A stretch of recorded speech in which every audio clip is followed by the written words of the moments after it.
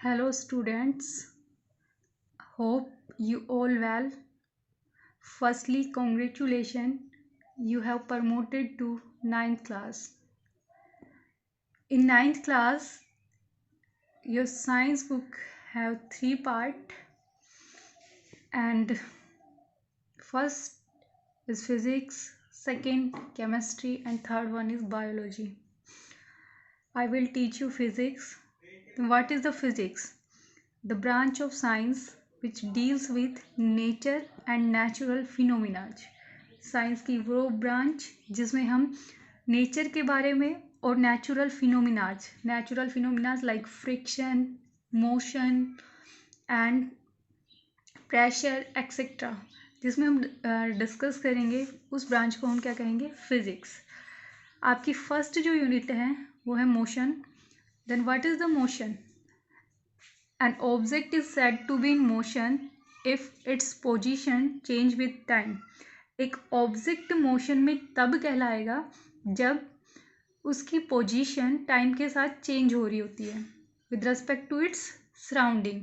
Surrounding के respect अगर किसी ऑब्जेक्ट की पोजीशन टाइम के साथ चेंज हो रही है तो हम उसे कहेंगे वो ऑब्जेक्ट मोशन में है.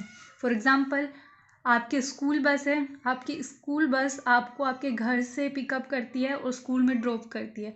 मतलब एक पर्टिकुलर टाइम में उसने अपनी पोजीशन चेंज की, वो आपके घर से स्कूल तक आई, तो उसका सराउंडिंग चेंज हुआ, तो इसलिए हम कह सकते हैं कि वो बस क्या थी? मूविंग थी. इज इट क्लियर और नॉट? ओके. अगर किसी ऑब्जेक्ट की पोजीशन टाइम के रेस्पेक्ट चेंज हो रही है, टाइम के साथ चेंज हो रही है with respect to its surrounding, तो हम उसे कह सकते हैं मोशन में है वो ऑब्जेक्ट. और इसका ऑपोजिट रेस्ट में कब कहलाएगा ऑब्जेक्ट? तो an object is said to be in rest if its position does not change with time. अगर किसी ऑब्जेक्ट की पोजीशन टाइम के साथ चेंज नहीं होती है तो हम कहेंगे कि वो ऑब्जेक्ट किस में है? रेस्ट में है, वो मूव नहीं कर रहा है. Is it clear? जैसे आपके स्कूल आवर्स में 8 से 2 बजे तक आपकी स्कूल बस जो है वो कैंपस में खड़ी होती है, स्कूल कैंपस में ही. मतलब 8 से 2 के टाइम इंटरवल में उस बस का साउंडिंग क्या है? सेम है. उसकी पोजीशन क्या है? सेम है. पोजीशन चेंज नहीं हो रही है. इट मीन्स वो बस क्या है? रेस्ट पे है. ठीक है, सबको समझ में आ गया कि अगर पोजीशन चेंज होती है टाइम के साथ with respect to the surrounding तो हम उसे कहेंगे कि ऑब्जेक्ट क्या है? मोशन में. और अगर पोजीशन चेंज नहीं हो रही है तो हम उसे क्या कहेंगे कि वो ऑब्जेक्ट किस में है? रेस्ट में. इसके बाद हमारा टॉपिक आता है स्केलर क्वांटिटीज और vector quantities. What is the scalar quantity? Those quantities which have only magnitude not direction. वो क्वांटिटीज जिनमें क्या होता है? सिर्फ magnitude. Now what you understand by the magnitude? क्या होता है magnitude? The numerical value, the mathematical numerical value जो होती है उसको हम कहेंगे कि वो क्या है? मैग्नीट्यूड. फॉर एग्जाम्पल, आपसे कोई पूछे कि आपने कितनी डिस्टेंस कवर की, ठीक है, डिस्टेंस, तो आप कहोगे हमने 10 किलोमीटर डिस्टेंस कवर की, 20 किलोमीटर, तो वहाँ 10 और 20 क्या है? That is a magnitude. वो न्यूमेरिकल वैल्यू क्या है? मैग्नीट्यूड है. अब हमने कहा कि स्केलर क्वांटिटीज क्या बताती है? सिर्फ मैग्नीट्यूड बताएगी, सिर्फ मैथमेटिकल न्यूमेरिकल वैल्यू बताएगी उस क्वांटिटी की, वो डायरेक्शन नहीं एक्सप्लेन करती है. फॉर एग्जाम्पल, वर्क है, एनर्जी है, पावर है, स्पीड है, ये सब क्वांटिटीज कैसी होती हैं? Scalar quantities. जैसे आपसे क्या दे, आपने कितना वर्क किया? 10 जूल वर्क किया, पर हमें ये नहीं पता होता कि किस डायरेक्शन में हमने वर्क किया. समझ में आ गया सभी को? मतलब वहाँ डायरेक्शन मेंशन नहीं होगी आपको. उसके बाद है वेक्टर क्वांटिटीज. कौन सी होती है vector quantities? Those quantities which have magnitude as well as direction. जिसमें मैग्नीट्यूड तो होता ही है, साथ में क्या होती है? डायरेक्शन भी होती है. For example, force, displacement, velocity etcetera. जैसे आपसे कहे कि किसी चीज़ को आपको पुश करना है, कोई बॉक्स है आपके पास, एक बॉक्स है आपके पास, इस बॉक्स को आप पुश कर रहे हो, इधर से पुश किया आपने, फोर्स अप्लाई किया, इधर पुश किया, ये आपकी फोर्स की डायरेक्शन हो गई, वो बॉक्स आपके पुश की वजह से इस डायरेक्शन में मूव कर गया, मतलब फोर्स कहाँ लगा, इन दिस डायरेक्शन। तो यहाँ पे फोर्स की कुछ वैल्यू होगी, मान लो आपने उसको 10 न्यूटन फोर्स से क्या किया, पुश किया, तो 10 न्यूटन क्या है वहाँ पे, उसका मैग्नीट्यूड, उसकी न्यूमेरिकल वैल्यू, प्लस उसमें डायरेक्शन भी है कि आपने फोर्स किस डायरेक्शन में लगाया है। ये जानना हमारे लिए ज़रूरी है इस क्वांटिटी में कि हमने किस डायरेक्शन में फोर्स अप्लाई किया। अगर डायरेक्शन नहीं पता होगी तो हमें नहीं पता चलेगा कि वो ऑब्जेक्ट कहाँ मूव करेगा। तो जिस डायरेक्शन में फोर्स लगाएंगे उसके हिसाब से हम पता करते कि वहाँ वो ऑब्जेक्ट किस डायरेक्शन में मूव करेगा। समझ में आ गया। तो इन क्वांटिटीज़ के लिए डायरेक्शन भी ज़रूरी है, उसमें मैग्नीट्यूड के साथ साथ डायरेक्शन पता होना भी ज़रूरी है। तो उनको क्या कहेंगे, वेक्टर क्वांटिटी। उसके बाद मोशन को डिस्क्राइब करने के लिए हमारे पास कुछ क्वांटिटीज़ होती हैं। हम कहते हैं कि अगर कोई ऑब्जेक्ट मूव कर रहा है, तो अगर कोई मूविंग है तो ऑब्वियस सी बात है वो कुछ डिस्टेंस कवर करेगा। ठीक है, तो फर्स्ट फैक्टर हो गया कि हमें मोशन अगर हम स्टडी कर रहे हैं तो हमें डिस्टेंस पता होना चाहिए।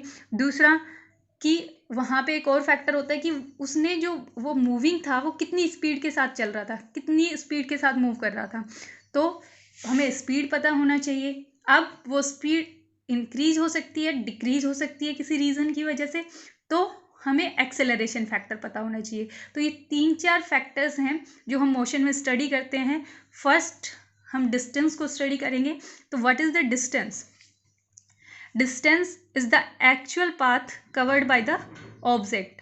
जो कोई भी ऑब्जेक्ट है, कोई पर्सन है, जितना वो एक्चुअल पाथ कवर करेगा वो एक्चुअल पाथ क्या कहलाएगा, उसकी डिस्टेंस। फॉर एग्जाम्पल, आपके पास एक पर्सन है जो ए से मूव करता है, बी डायरेक्शन में जाता है, सॉरी ए से बी वो 100, डायरेक्शन की तो बात ही नहीं करनी हमें डिस्टेंस में, ए से बी वो 100 मीटर गया, बी से सी वो 50 मीटर गया, देन सी से डी वो 70 मीटर गया। तो इस तरीके से यहाँ पे एक पर्सन है जो ए से बी, बी से सी और सी से डी जा रहे हैं। आपसे पूछ ले कि उसकी डिस्टेंस कितनी कवर की उसने, वो कितनी डिस्टेंस तक चला, तो वो कितने डिस्टेंस तक चला, उसने एक्चुअल पाथ क्या कवर किया, ए से बी गया, बी से सी और सी से डी। स्टार्टिंग क्या उसने ए से और फाइनली वो पहुंचा डी पे। तो ए से डी का एक्चुअल पाथ क्या है, उसकी टोटल हम निकाल लेंगे। तो ए से बी 100 मीटर, बी से सी 50 मीटर एंड सी से डी 70 मीटर। तो 100 + 50 + 70, तो ये हो गया आपका 220 मीटर उसने कवर किया। सबको समझ में आ गया कि तो हमने अभी डिस्कस किया डिस्टेंस को, कि डिस्टेंस होती है actual path covered by the object. उसके बाद यूनिट क्या होती है डिस्टेंस की, तो एसआई सिस्टम में, एसआई जो है, SI international system, I stands for international, S for system. तो इंटरनेशनल सिस्टम में ये एक ऐसा सिस्टम है यूनिट के लिए जो यूनिट इंटरनेशनली क्या करती हैं, फॉलो की जाती हैं। तो डिस्टेंस को हम इंटरनेशनल सिस्टम में मीटर में मेज़र करते हैं, इसमें मीटर में। इसकी हायर यूनिट्स भी होती हैं लाइक किलोमीटर,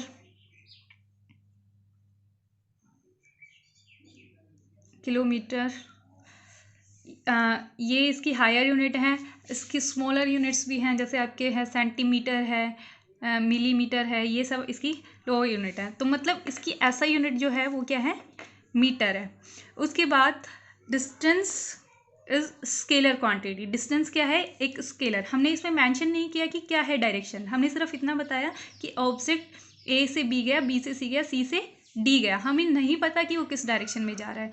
तो अगर हम डायरेक्शन को मेंशन नहीं कर रहे तो वो जो क्वांटिटी होगी उसमें उसको क्या कहेंगे, यहाँ पे क्या है, वो डिस्टेंस है। उसके बाद distance can not be zero. Distance zero नहीं हो सकती। क्यों? क्योंकि अगर कोई ऑब्जेक्ट मूविंग है तो एटलीस्ट वो कुछ डिस्टेंस तो कवर करेगा ही, अगर मूव किया है तो कुछ दूरी तक तो चलेगा ही। तो distance can not be zero. ये हमारे पास था डिस्टेंस के बारे में। उसके बाद आपके पास जो नेक्स्ट फैक्टर आता है वो आता है डिस्प्लेसमेंट। अब एक आपने पढ़ा डिस्टेंस और दूसरा आप पढ़ रहे हो डिस्प्लेसमेंट। डिस्प्लेसमेंट क्या होती है? डिस्प्लेसमेंट होती है it is the shortest path between initial and final point. Displacement जिसमें इनिशियल और फाइनल पॉइंट के बीच का जो शॉर्टेस्ट पाथ होगा उसे हम क्या कहेंगे? डिस्प्लेसमेंट। एक तरीके से डिस्प्लेसमेंट वो क्वांटिटी है जिसमें हम मैग्नीट्यूड और डायरेक्शन दोनों मेज़र करेंगे, मतलब उसमें डिस्टेंस तो मेज़र करेंगे ही प्लस डायरेक्शन और बताएंगे, तो वो क्या हो जाएगी? डिस्प्लेसमेंट। हम इसको एक और तरीके से डिफाइन कर सकते हैं, it is the distance travelled by object. ये है क्या? डिस्टेंस ही है पर इन ए गिवन डायरेक्शन। हमें इसमें डिस्टेंस के साथ डायरेक्शन भी बतानी होगी। ये डिस्टेंस ही है पर डायरेक्शन और बता देंगे तो वो क्या हो जाएगी? डिस्प्लेसमेंट हो जाएगी। या फिर हम कहेंगे shortest path between initial and final point. Example के तौर पे आपके पास कोई एक पर्सन है जो ए से चला, बी पे पहुंचा 4 मीटर की डिस्टेंस कवर करके, बी से सी पे पहुंचा 3 मीटर की डिस्टेंस कवर करके। इसके बाद आपको फाइंड आउट करना है displacement. You have to find displacement. क्या है डिस्प्लेसमेंट यहाँ? तो हमने कहा डेफिनेशन के according it is the shortest path between initial and final point. What is the initial point? A. यहाँ से चला था पर्सन तो मतलब ए क्या हो गया उसका? Initial point. ए से चला and final point. Final point क्या है? ए से चला और फाइनली कहाँ पे पहुंचा? सी पे, मतलब सी क्या है उसका? Final point. A is the initial point and C is the final point. हम डिस्प्लेसमेंट कैसे फाइंड कर सकते हैं? इस इनिशियल और फाइनल के बीच का शॉर्टेस्ट पाथ, मतलब इन दोनों का शॉर्टेस्ट पाथ देखना है। तो शॉर्टेस्ट पाथ क्या होता है बेटा? इन दो पॉइंट्स के बीच में अगर हम स्ट्रेट लाइन ड्रॉ कर दें तो वो स्ट्रेट लाइन ही शॉर्टेस्ट पाथ कहलाता है। तो हमने क्या किया? एक स्ट्रेट लाइन ड्रॉ कर दी। This is our straight line. ये हमारी AC जो है वो क्या है? हमारी डिस्प्लेसमेंट। समझ में आ गया? AC क्या है? डिस्प्लेसमेंट। अब हमें AC फाइंड आउट करना है तो हम पाइथागोरस थ्योरम से फाइंड आउट कर सकते हैं। ये एंगल 90 डिग्री का है, पाइथागोरस थ्योरम लगा सकते हैं। तो AC square is equals to AB square plus BC square. AB कितना है? 4 मीटर तो 4 का स्क्वायर। BC कितना है? 3 मीटर 3 का स्क्वायर। Then 16 plus 9। AC कितना हो गया? AC स्क्वायर ये हो गया 25। तो AC कितना हो गया? अंडर रूट ऑफ 25 और ये हो गया 5 मीटर। मतलब डिस्प्लेसमेंट हमारी कितनी आई? 5 मीटर। सबको समझ में आ गया? हम डिस्प्लेसमेंट कैसे निकालेंगे? इनिशियल पॉइंट और फाइनल पॉइंट के बीच का शॉर्टेस्ट पाथ, वो हम हुई हमारी डिस्प्लेसमेंट। यहाँ पे डिस्प्लेसमेंट कितनी है हमारी? 5 मीटर है। अब डिस्प्लेसमेंट की यूनिट भी मीटर होती है, क्योंकि मैंने पहले ही बताया है डिस्प्लेसमेंट एक तरह से डिस्टेंस ही है, पर इसमें डिस्टेंस के साथ साथ हमें डायरेक्शन और फाइंड करनी होती है, तो इसकी यूनिट भी क्या है? मीटर। उसके अलावा डिस्प्लेसमेंट क्या है? एक वेक्टर क्वांटिटी है, जो हम ऊपर मेंशन कर ही चुके हैं कि इसमें डिस्टेंस और डायरेक्शन दोनों चीज़ों की बात की जाती है। मैग्नीट्यूड और डायरेक्शन दोनों की बात कर रहे हैं, तो ये क्या है? एक वेक्टर क्वांटिटी है। उसके बाद डिस्प्लेसमेंट में बी जीरो। डिस्प्लेसमेंट में बी जीरो। मे बी क्यों लगाया हमने? कि हो भी सकती है और नहीं भी हो सकती। डिस्प्लेसमेंट जीरो हो भी सकती है और नहीं भी हो सकती। अब यहाँ पे डिस्प्लेसमेंट जीरो नहीं थी, कितनी थी हमारी डिस्प्लेसमेंट? 5 मीटर। अब हम एक ऐसा केस लेते हैं जिसमें हमारी डिस्प्लेसमेंट कैसी होगी? जीरो होगी। जैसे कोई पर्सन है, या फिर आप खुद लगा लो, आप अपने घर से चलते हो फ्रॉम योर होम। आप अपने घर से चले और आप पहुँचे अपने स्कूल। बी पॉइंट पे क्या है? आपका स्कूल है। मान लो आपके घर से स्कूल है 10 किलोमीटर की डिस्टेंस पे, ठीक है? आपके घर से आप स्कूल आते हो, आपके घर से स्कूल की डिस्टेंस है मान लो 10 किलोमीटर, और आप जब छुट्टी होती है स्कूल की वापस अपने घर जाते हो, तो आप क्या कर रहे हो? स्कूल, अपने घर से स्कूल आए, स्कूल से वापस कहाँ चले गए? घर पे चले गए, ठीक है? तो इस पूरे शेड्यूल में आपके पास जो टोटल डिस्टेंस है और टोटल डिस्प्लेसमेंट वो कितनी होगी? डिस्टेंस कितनी हुई? 10 किलोमीटर आप गए और 10 किलोमीटर वापस आए, तो 10 और 10 20। टोटल एक्चुअल पाथ उसने कितना किया? 20 का किया। ठीक है, ये चीज़ समझ में आ गई। डिस्टेंस सबको समझ में आ गया कि एक्चुअली वो कितना चला। वो क्या था? 10 जाने का और 10 आने का, 20 हो गया। उसके बाद आती है डिस्प्लेसमेंट। डिस्प्लेसमेंट हम क्या कहते हैं कि it is the shortest path between initial and final point. Initially हम कहाँ से चले थे? ए से बी गए और बी से वापस ए पे आ गए। मतलब इनिशियल पॉइंट भी हमारा ए है और फाइनल पॉइंट भी हमारा क्या है? ए। मतलब कि इनिशियली भी हम ए से चले थे और फाइनली भी हम कहाँ पहुँचे? ए पे पहुँचे। मतलब कि वो डिस्प्लेस ही नहीं हुआ। इसमें हम डिस्प्लेसमेंट कितनी कह सकते हैं? 0। कितनी कह सकते हैं? 0, क्योंकि इनिशियल और फाइनल पॉइंट सेम है। तो इनिशियल और फाइनल पॉइंट के बीच में कोई शॉर्टेस्ट पाथ है ही नहीं, तो वो कितना हो गया? 0 हो गया। डिस्प्लेसमेंट कितनी होगी? 0। सबको समझ में आ गया ये? ओके। अब हमारा नेक्स्ट एग्जाम्पल है, a person travels 30 meter in south. A person travels 30 meter in south, 20 meter in west. After that, he goes 20 route 2 meter in northeast direction. 20 route 2 meter in northeast. Find the displacement. हमें displacement find out करनी है। तो सबसे पहले हम directions mention कर लेते हैं। ये है हमारे पास, this is north, south, east and west. Firstly हम कहाँ गए? हम गए साउथ में। साउथ में हम कितना गए? A person travels 30 meter in south. वो आदमी जो है वो 30 मीटर गया साउथ में। In this direction he goes 30 meter. After that he goes 20 meter in west direction. West में कितना चला गया? 20 मीटर। उसके बाद वो गया है नॉर्थ ईस्ट में। बेटा देखो, नॉर्थ ईस्ट में जा रहा है वो, तो इस पॉइंट पे अगर हम ड्रॉ करें तो ये नॉर्थ, ये साउथ, ये ईस्ट और ये वेस्ट। मतलब नॉर्थ ईस्ट का मतलब कि नॉर्थ और ईस्ट डायरेक्शन के बिल्कुल बीचों बीच जा रहा है वो। This is the direction north east. इस डायरेक्शन में वो जाएगा। ये चीज़ समझ में आ गई?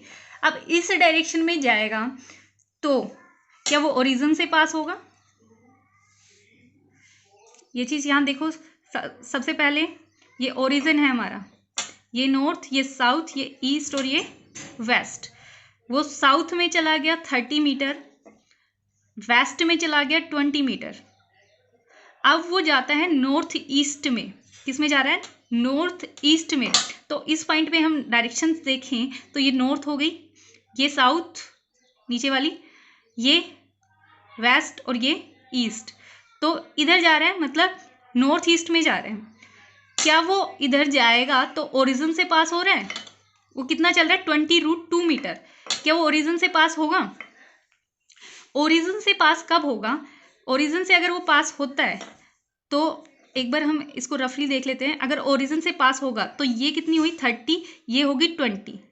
ठीक है, पर आपको पता है कि ये लाइन इस एक्सिस को तभी इंटरसेक्ट करेगी, ये कितने पे इंटरसेक्ट कर सकती है इसको? 20 पे। जब x और y इक्वल हो। यहाँ पे आपके पास x कितना है? 20 और ये कितना है? 30। तो मतलब ये इसको 30 पे इंटरसेक्ट नहीं करेगी। इंटरसेक्शन कहाँ होगा? जब ये 20 है तो ये 20 पे इंटरसेक्ट करेगी, क्योंकि इंटरसेक्शन कहाँ होता है? x इक्वल्स टू y पे। तो ये इसको कितने पे इंटरसेक्ट करेगी? 30 पे नहीं करके कहाँ पे करेगी? 20 पे। ये चीज़ समझ में आ गई सभी को? ये पॉइंट मिलता है हमें डी। नॉर्थ ईस्ट में वो 20√2 चलता है।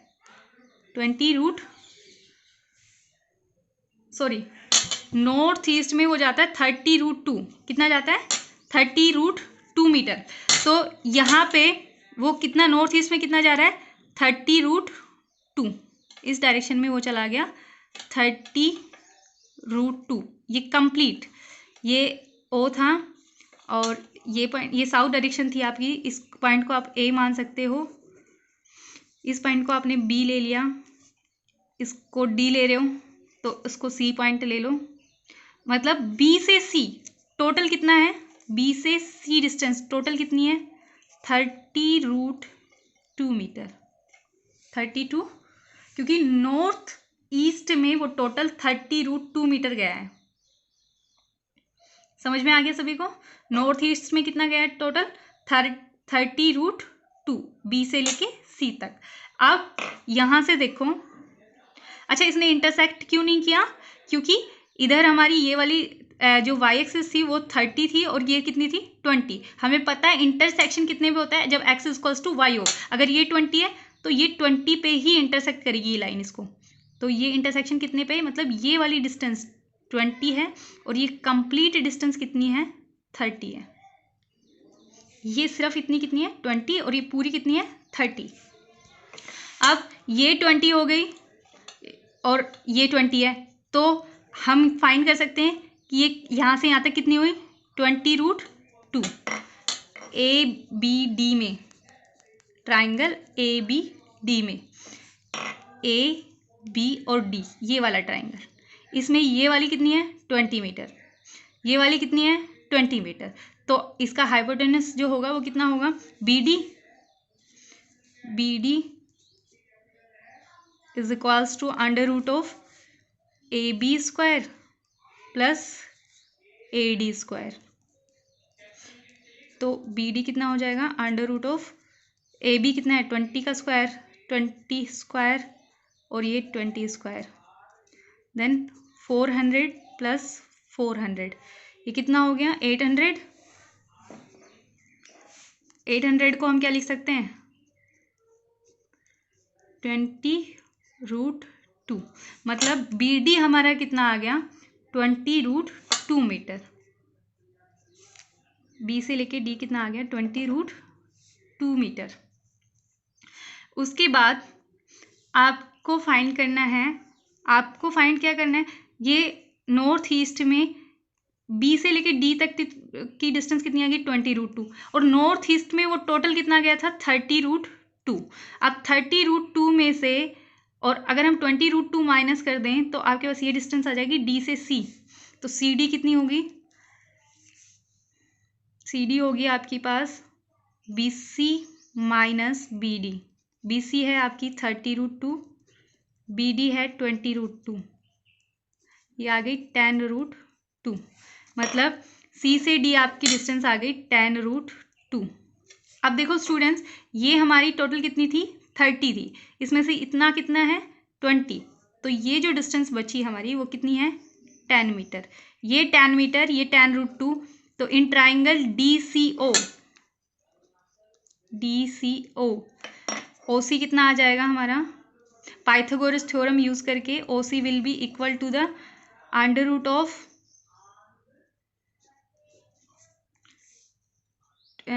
ये 10 था 10√2, तो 10√2 का होल स्क्वायर माइनस 10², और ये आ जाएगा 200 माइनस 100 दैट इज 100, 100 का स्क्वायर 10। मतलब कि ये कितनी डिस्टेंस कवर करेगा 10 मीटर डिस्टेंस कवर करेगा। एक बार वापस रिपीट कर रहे हैं, सबसे पहले साउथ में वो 30 गया, 20 गया वो वेस्ट में, उसके बाद नॉर्थ ईस्ट में जा रहा है 30√2 मीटर, जिसमें से इंटरसेक्ट करता है ये इधर। तो ये क्योंकि ये 20 है तो 20 पे ही इंटरसेक्ट करेगा, 20 पे, तो 20 पे इंटरसेक्ट करेगा, तो ये वाला हम इसका हाइपोटेनस निकाल सकते हैं इस ट्राइंगल में। ये 20√2 आ गया, टोटल था 30√2, 30√2 में से हमने 20√2 माइनस कर दिया तो ये बच गया 10√2। अब ये टोटल 30 था, 30 में से हमने 20 माइनस कर दिया तो ये कितना बचा 10। तो ये 10√2 ये फाइंड कर सकते हैं आप, हाइपोटेनस बेस OC फाइंड कर सकते हैं। तो OC कितना हो जाएगा, OC हमारा होगा 10√2 का होल स्क्वायर माइनस 10², और ये आ जाएगा आपका 200 माइनस 100, 100 और 10 मीटर। ठीक है, सबको समझ में आ गया? यहाँ तक किसी को कोई डाउट है? ओके स्टूडेंट्स, नेक्स्ट है हमारा topic find distance and displacement along A B A C A D and A. आपको एक सर्कल दिया हुआ है, इस सर्कल की रेडियस है r, आपको फाइंड करना है डिस्टेंस और डिस्प्लेसमेंट। फर्स्टली मैं आपको सिर्फ एक केस एक्सप्लेन करूंगी, बाकी आप खुद सोल्व करके देखोगे, अगर हो रहा है तो ठीक है, अदरवाइज आप अपना डाउट क्लियर कर लेंगे। ए बी, ए से बी डिस्टेंस कितनी होगी, ए बी के लिए हम डिस्टेंस, तो हम कहते हैं कि अगर वो सर्कल में जा रहा है, ये सर्कल में जा रहा है, ए से बी गया, ए से बी, तो ये जो है इस आर्क के अलोंग जाएगा, ए से बी आर्क के अलोंग जाएगा। डिस्टेंस में हम क्या कहते हैं, जिस पाथ से जा रहे हैं वो एक्चुअल पाथ हमें लेना होता है, तो ये एक्चुअल पाथ यही है, ये आर्क ही है, ये आर्क हो गई ए बी। अब इस आर्क की वैल्यू हम कैसे फाइंड करें, हमें पता है कि total circumference of circle, circumference कितनी होती है, सरकमफ्रेंस ऑफ सर्कल होती है 2πr, ठीक है, सरकमफ्रेंस ऑफ सर्कल कितनी होती है 2πr। अब देखो इस टोटल 2πr के हमने इक्वल 4 पार्ट करे हुए हैं, first, second, third and fourth, हमें सिर्फ ये पहला पार्ट निकालना है, मतलब कि ये जो है ये इसका 1/4 है, तो डिस्टेंस कितनी हो जाएगी 1/4 ऑफ 2πr। वैल्यू फाइंड करें 2, तो आपके पास डिस्टेंस आ गई πr/2, ये तो हो गई आपकी डिस्टेंस। अब हमें निकालनी है डिस्प्लेसमेंट। डिस्प्लेसमेंट कितनी होगी ए से बी, अब हम कहाँ से जा रहे हैं, ए से कहाँ पहुंचे, बी पे, मतलब इनिशियल पॉइंट है हमारा ए और फाइनल पॉइंट है हमारा बी। ए से बी हमें शॉर्टेस्ट पाथ देखना है, shortest path between 2 point will be straight line, तो ये स्ट्रेट लाइन हो गई, समझ में आ गया। पहला पॉइंट और लास्ट जो पॉइंट है उनके बीच की शॉर्टेस्ट पाथ जो है वो क्या है, एक स्ट्रेट लाइन है, ये स्ट्रेट लाइन आ गई ए बी, ये ओ ए है, ये ओ बी है। अब हमें पता है ये इसकी रेडियस है आर और ये भी रेडियस है सर्कल की आर। आप पाइथागोरस थ्योरम से ये निकाल सकते हैं ए बी, तो A B will be equal to under root of O A square plus O B square. O A कितना है आर, तो are square plus R square, इसको हम लिख सकते हैं 2r स्क्वायर का रूट, और इसको क्या लिख सकते हैं under root of 2r, under root of 2r, मतलब कि जो डिस्प्लेसमेंट आई वो कितनी आई अंडर रूट ऑफ 2r। समझ में आ गया students, under root of 2r। Displacement कैसे निकालनी है कि ए से बी इसका शॉर्टेस्ट पाथ देखना है, स्ट्रेट लाइन होगी, और ये स्ट्रेट लाइन कितनी होगी, ये इस ट्राइंगल में हम बात कर लेंगे, तो ये है O A, O B, hypotenuse हम फाइंड कर सकते हैं ए बी, तो A B is equals to Pythagoras theorem से A B is equals to under root of O A square plus O B square. O A square कितना है are square और O B भी कितना है are, तो are square under root of 2r square, under root of 2r, ये हमारा आ गया ए बी डिस्प्लेसमेंट। इसी तरीके से सेम आपको यूज़ करके ए सी के लिए डिस्टेंस फाइंड करनी है और डिस्प्लेसमेंट फाइंड करनी है। ए से डी के लिए, ए से डी के लिए इधर से जा रहे हैं हम, we are moving in this direction, A से डी के लिए, ठीक है। इस ये ए से डी के लिए आप ये वाला पाथ मत ले लेना, ए से डी ये, और ए से ए के लिए, ओके। तो आपको डिस्टेंस और डिस्प्लेसमेंट फाइंड आउट करनी है, उसके बाद सोल्व करके देखना है। नहीं समझ में आ रहा तो नेक्स्ट क्लास में आप वापस पूछ सकते हैं, मैसेज कर देंगे ग्रुप में, और अगर कोई डाउट है तो आप कंसल्ट कर सकते हैं। Okay, that's all, stay home, stay safe.